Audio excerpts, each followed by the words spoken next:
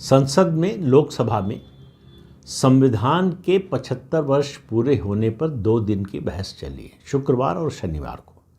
शनिवार को इस बहस का समापन हुआ और प्रधानमंत्री नरेंद्र मोदी ने इसका जवाब दिया। वैसे तो हम सबको मालूम है कि प्रधानमंत्री नरेंद्र मोदी बहुत अच्छे वक्ता हैं, बहुत अच्छे कम्युनिकेटर हैं, लेकिन उनका जो शनिवार का भाषण है वो मुझे लगता है कि आगे चलकर बहुत सारे रिसर्चर्स के बड़ा काम आएगा। उन्होंने शुरुआत की जवाहरलाल नेहरू से और आए राहुल गांधी तक, लेकिन उन्होंने जवाहरलाल नेहरू का नाम लिया, इंदिरा गांधी का नाम लिया, राजीव गांधी का नाम लिया, लेकिन सोनिया और राहुल गांधी का नाम नहीं लिया। लेकिन उनके कर्मों का जिक्र ज़रूर किया।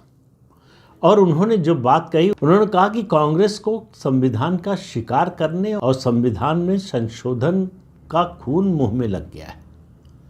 और एक एक करके उन्होंने सारे तथ्य गिनाए। जो भी उन्होंने कहा वो रेटरिक या जिसको भाषणबाजी कहते हैं, कोरी भाषणबाजी वो नहीं थी।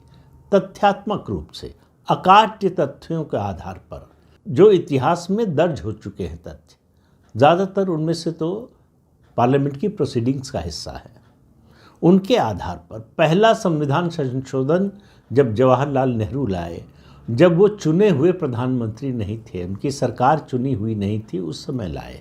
मैंने कल शायद कह दिया था 1949 में, 1951 में आया था। उसका जिक्र करते हुए उन्होंने कहा कि तब से लेकर वो सिलसिला लगातार चल रहा है। इंदिरा गांधी ने किया। इंदिरा गांधी के इमरजेंसी को उन्होंने कहा कि ये ऐसा कलंक है कांग्रेस के माथे पर जिसका दाग कभी नहीं धुल सकता। और उन्होंने जिक्र किया एक संविधान संशोधन जिसका बहुत कम चर्चा होती है, वो है 24वां संविधान संशोधन जो 1971 में इंदिरा गांधी ने किया था, जब उनको प्रचंड बहुमत मिला। 1971 के चुनाव के बाद उन्होंने जो संशोधन किया था उसके मुताबिक प्रधानमंत्री, राष्ट्रपति, उपराष्ट्रपति और लोकसभा के अध्यक्ष, इन चारों के खिलाफ कोई मुकदमा दर्ज नहीं हो सकता। कोई जुडिशियल इंक्वायरी या जुडिशियल स्क्रूटनी इनकी नहीं हो सकती। हालांकि वो टिका नहीं सुप्रीम कोर्ट में, लेकिन उन्होंने इसके जरिए अपने को इम्यूनिटी प्रदान करने की कोशिश की।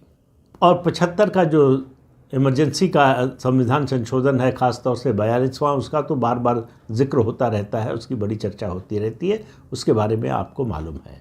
और इस पूरे भाषण में देखिए, इस सबका तो जिक्र किया ही, राजीव गांधी का भी जिक्र किया उन्होंने,